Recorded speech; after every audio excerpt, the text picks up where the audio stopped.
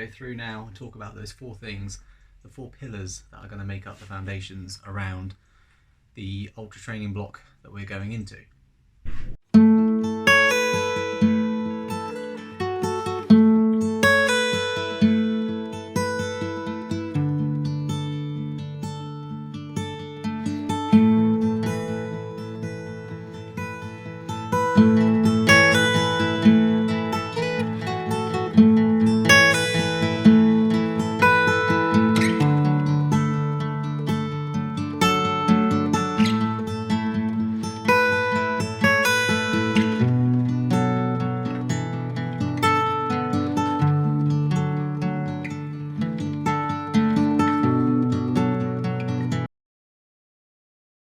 Okay, we are out on the road a little bit later than usual today. It's just gone about 6 o'clock. So in vlog number 2, I spoke about not having a plan yet. What I want to talk about today are the 4 pillars that are going to lay the foundation for the plan that we will create leading to the country's capital ultra. For now, we're just going to do about 3.5 to 4 easy miles with some 1-minute pickups just to get the legs turning over. So let's do the run.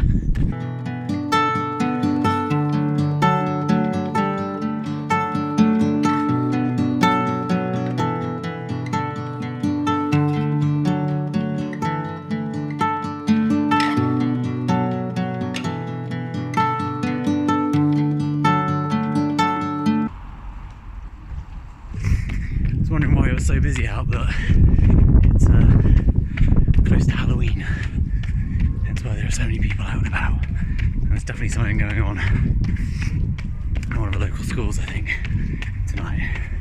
Anyway, run is nearly done, so we'll get back, shower, get changed, and talk about the 4 pillars for this ultra training plan.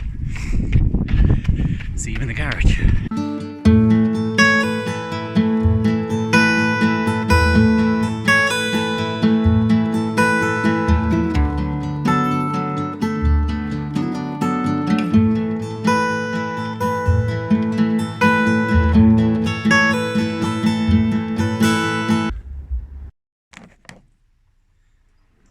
Okay, we are back. Run complete. 6 kilometers, fairly easy, a couple of little pickups in there of about a minute long each time.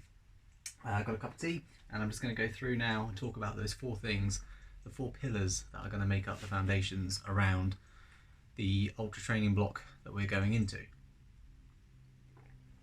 So pillar number 1, and this is the most important thing I believe when it comes to any training plan that you're doing, whether that's running, cycling, weight training, whatever it may be, and that is consistency. Now, I run every single day, so for me that consistency is always there.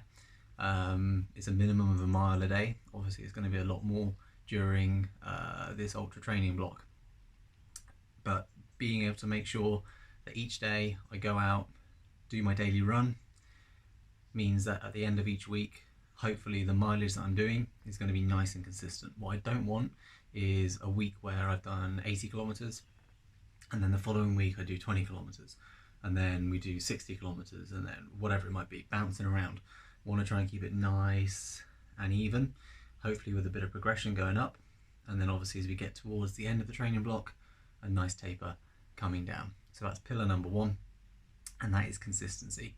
For me that's running daily, but more importantly it's about keeping that mileage, that weekly mileage, nice and steady and even.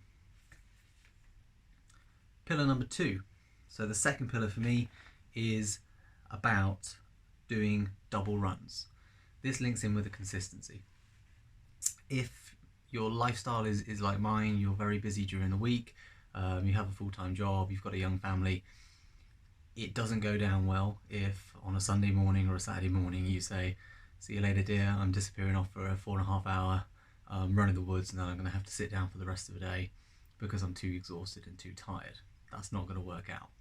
So the key for me with the long runs, and what I found actually with the last London Marathon training block, is that actually doing a double run works out really well for me.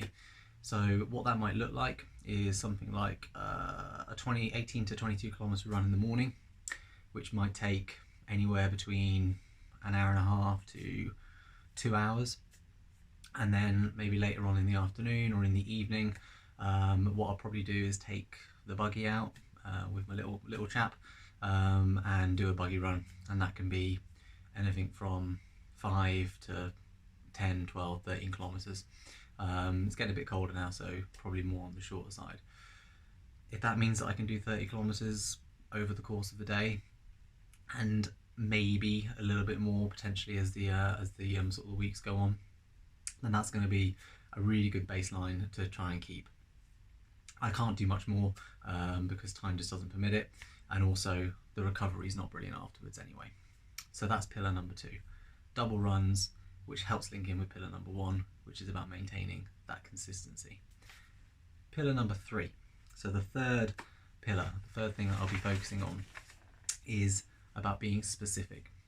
So with this ultra run, I know that it's broken down into 2 parts. I know the first half of it is hilly trails, and I know the second half of it is on canal towpaths.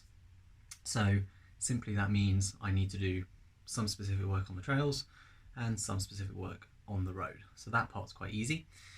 The other specifics that I need to put in are things around nutrition, which is fairly obvious, making sure that I'm training with the foods and the drinks that I'm going to use on the day, and also things that maybe I haven't really thought about before that I'm going to try and make sure I incorporate, and that is running with a fully weighted pack.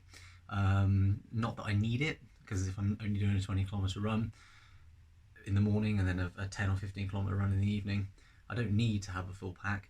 But on the day I'm going to be running with a full pack. That's going to have jackets in it, trail trousers, lights, it's going to weigh a little bit. And what I found in the past is that the next day, things around my shoulders actually really, really hurt. And during the run, it started to pull my neck down. So actually that upper body strength around my shoulders and upper arms is going to be really, really important. So I am going to start taking the pack out for those runs on the weekend, and I'm going to load it up as well, so it's got a bit of weight in it. So that's about being specific. So that means that on the day, those things are not going to become uncomfortable or awkward for me. It's going to feel fairly natural. So that's pillar number 3. So we've got consistency, double runs, and being specific. And then the final pillar, pillar number 4, is about trying to make some marginal gains wherever I possibly can. So as I'm in my garage at the moment, a couple of things that I'm going to try and do. So let me just grab a few things. Okay, so we're back. So marginal gains, that was pillar number 4. So what that means for me is about looking at those little things throughout the week that perhaps we can neglect because they're not particularly attractive. They're not about doing extra mileage. They're not about doing extra volume during the week. They're not about bringing in speed work. It's not something that goes on Strava, and so we can tend to neglect it. I know I'm really guilty of doing that. So for me, it's little things like making sure that I'm foam rolling regularly before my runs, after my runs, in the evening. If I do have those sort of brief moments where it's a little bit quiet, just having this out in the lounge so I can just lie down on it and just get a little bit of foam rolling in and done. So that's one marginal gain. Second one is feet. So I said in the review I did of the Hoka Torrent 2s that I suffered quite badly with plantar fasciitis in the past. So using something like this, which just goes on the floor, is really, really hard, just to roll your foot over, just makes a world of difference. Just keeps everything nice and loose in the feet below. Weights and lifting, something which I definitely don't do enough of. So again, just having these things accessible and to hand. I would pan around and show you my garage, but it's looking a bit of a state at the moment, so I'll do that another time. But making sure that I just try and get in, even if it's just 5 minutes a day, 5 minutes of kettlebell swings a day. you know, over the course of a week, that all adds up. And then finally, sort of bringing in some recovery. So this is a Tork hot chocolate drink as a recovery drink. Again, something that's really, really easy, but really easy to neglect as well, is trying to make sure that I'm giving my body the adequate nutrients so that I'm able to recover properly, so I can then hit that run the next day feeling better. So that's it. 4 things that I'm gonna have written down, keep myself accountable for, to try and make some bigger gains over the course of this training block. So we have the consistency, double runs, we've got the marginal gains, and we've got being specific. And I'm just going to add in to those marginal gains, one thing I didn't think of was actually with my daily runs, if I'm just doing that mile, which is obviously only an 8 to 10 minute workout, can I add in a little something at the end of that just to kind of boost that, be it 6 times 100 meter strides or some more dynamic stretches. Again, only a couple of extra minutes, but something which over the course of 3 months can really add up. So anyway, I hope this isn't too rambly. If you've managed to watch this far, thank you very much.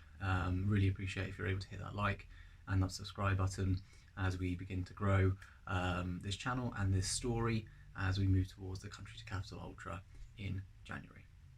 Thank you for watching, and see you again soon.